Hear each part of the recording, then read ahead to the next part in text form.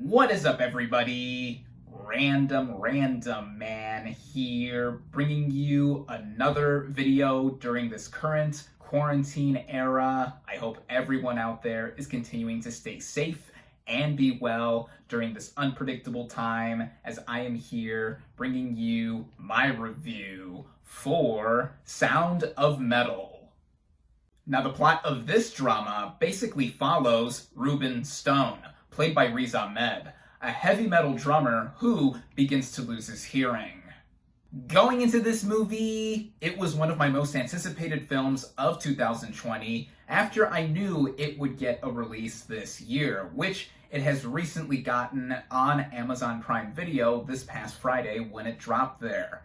This film premiered at the Toronto International Film Festival last year in 2019, and it got some great buzz, and I am a fan of the lead actor in this film, Riz Ahmed. The story here was also something that captivated me because this film hits personally close to home for me, as if you could probably imply by the intro of this video, I am partially deaf. To make a long story short, I permanently lost the majority of my hearing in my left ear 8 years ago, and the 4-month period in between me losing said hearing there and getting surgery for a titanium post for a bone-anchored hearing aid, or BAHA, were some of the most tumultuous moments of my life. To this day, I do have a bit of a hum in the drum or some sort of tinnitus in this ear where the ringing can last from a few seconds at a time to even up to 30 seconds. It comes and goes at its own will. But having a BAHA device has indeed helped me improve my communication skills and just everything else, and just getting in tune with the world around me that I previously knew before 8 years ago. I upgraded to this thing about a month ago, actually. Look at it in comparison to the previous model I have, and yeah, it's quite a bit smaller, and this one more advanced with Bluetooth connectivity, so I can connect it and adjust the volume with my phone, get audio fed. But anyway, yeah, I was indeed anticipating this film to see what kind of perspective it would present with this character specifically, and even how I would even relate to it. So, getting right into the cast and their performances, we again have Riz Ahmed as Ruben Stone. This is easily one of my favorite performances of the year. Ahmed, I feel, gives his best film performance that I've seen from him thus far, where he plays someone who is indeed tortured. Even before he was starting to lose his hearing, he was an addict for 4 years, and he has been clean for that same amount of time, but there's obviously a lot of risk as to what he is doing in being a heavy metal drummer, one half of a duo with himself and his girlfriend Lou, who I'll mention in a sec. And just the dichotomy and the dissection of this character that we see throughout. It is such a kinetic character study, to say the least. And with Ahmed amazing throughout, with a certain amount of subtlety and overtness with all the frustration that he is facing with having shattered most of his hearing. Naturally, this not only takes a toll on Ahmed Stone, but also his girlfriend Lou, played by Olivia Cook. Lou is also the second half of the duo band that the main characters have, in being the lead singer specifically for herself.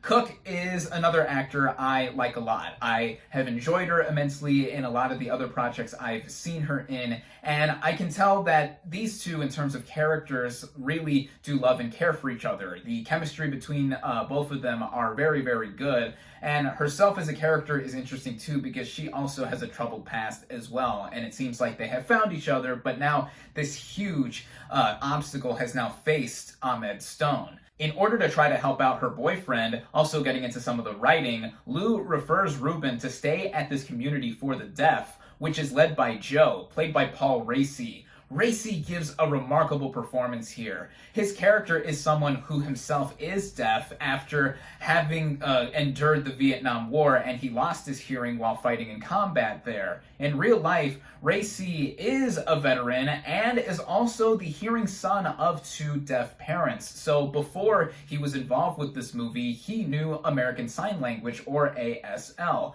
I know some, as I demonstrated in the intro of this video, but mainly that phrase I said, and also some other basic stuff. But anyway, I think Racy gives one of the best supporting film performances I've seen all year thus far, mainly because of his philosophy within what he tries to implore to Ruben once Ruben gets to his community. Because, as he said, he is trying to find a solution to deal with this and not with this. And he truly believes that being deaf is not a handicap. And throughout the film, he's trying to find ways to help Ruben cope with that. The other two performers I got to give a shout out to are to Lauren Ridloff, who plays this deaf teacher for the kids who are at this same community. She is deaf herself in real life. She is a deaf actress, and I thought she brought a nice warm presence to the movie whenever she showed up, with her nice and bright smile, and also with what her character was doing in helping out Ruben and also interacting with him and the kids.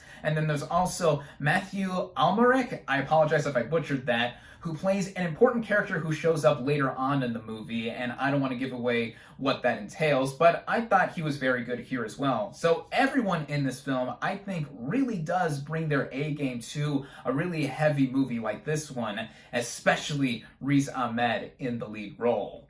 Now, I already mentioned how some of the narrative does unfold, like when Ruben does eventually stay at this community for the deaf.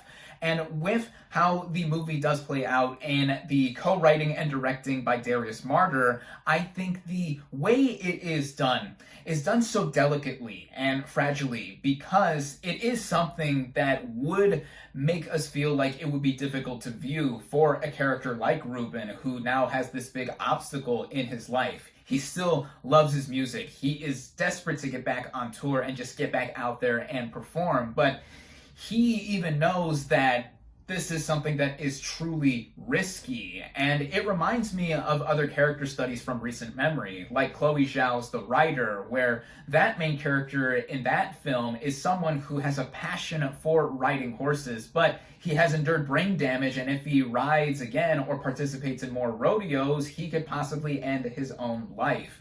This is similar to how Ruben in Sound of Metal is dealing with his own psyche. A lot of credit is to be given here to Darius Marder, who again co-wrote and directed this film, in this being his directorial debut, and what a droningly deft debut he has made here. He previously has done other work, like co-write the screenplay for The Place Beyond the Pines, directed by Derek Cianfrance. I absolutely adore this movie, and speaking of Cianfrance, he actually co-wrote the screenplay with Marder for Sound of Metal too. He is also one of the film's producers. So the look and feel of this movie, just on the surface of the screenplay, I think brings out a lot of the same sensibilities that Cianfrance has brought to other projects, not just The Place Beyond the Pines. He also helmed Blue Valentine, and just earlier this year, the HBO miniseries I Know This Much Is True, which garnered Mark Ruffalo a well-deserved Emmy win for Best Actor in a TV miniseries or movie. Definitely check out that miniseries if you have not already. But yeah, behind the camera, whether it is script-wise, directing-wise, or just in the overall composition of this film,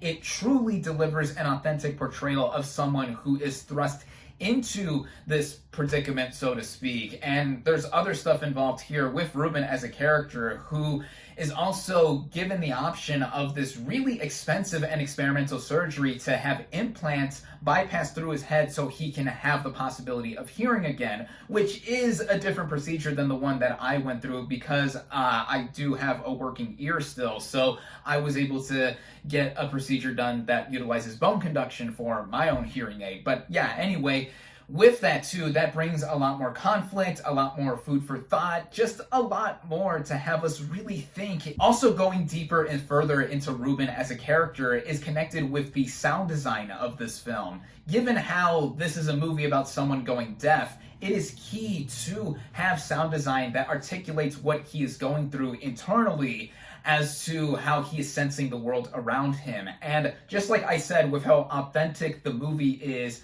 on paper, it's also like that on a technical scale too, with a lot of ringing and muffled noises used for some of his perspective, which I can attest to. As I said, I have a bit of a hum in the drum in this ear, so when the ringing comes and goes, it's uncontrollable. And also just moments of silence all throughout just to get us to view the movie visually, which also gets us to appreciate the stellar cinematography. The movie is indeed well shot. There are a lot of beautiful scene views. Another technical merit I have to praise, which does have to do with the sound of this movie, is specifically the original score, which was co-composed by the brother of this movie's co-writer and director Darius Marder, Abraham Marder. And what he did here is not only have a lot of droning effects and also just the instruments used to further emphasize all of the literal sounds of metal or static or anything else, so to speak, that Ruben was experiencing, but also in getting into the emotional core of the film in its very somber but also somewhat optimistic feel in this movie throughout. And there's a song that plays over the end credits of the film called Green, which was done by Abraham Marder, that really lyrically emphasizes a lot of the thematic elements of this film. Definitely one of my favorite songs in a movie this year, up there with Travis Scott's The Plan from Tenet. The editing too, in the way this movie is strung together, and pacing wise as well. I thought it was perfectly paced at a running time of about 2 hours, and even though I did feel myself really into the movie throughout, the one issue I would say that stuck out to me in this movie is the way how some of the plot progressed, and it goes with the transition between the second and third acts of the film. Without giving it away, I didn't find it rushed, so to speak, but I found it more so convenient that stuff happened so fast, or it just played out this way. But by the time we do get into that third act, it does pay off, and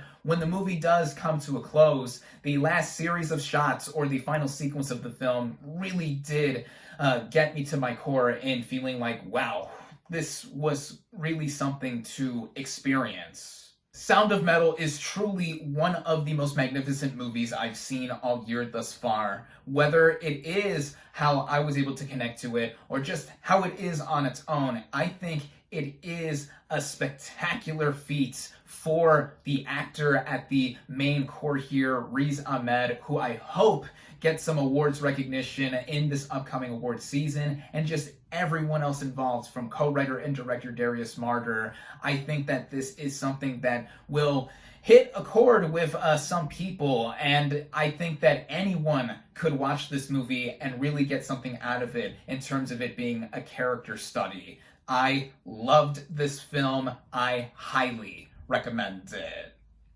My final verdict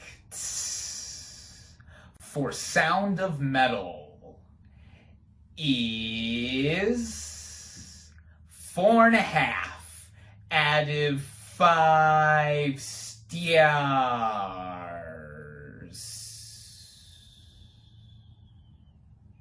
Thank you all, as always, for watching. Be sure to like this video, comment on what you thought of Sound of Metal, social media links in the description, subscribe to my channel for more, and I'll catch you on the next movie review.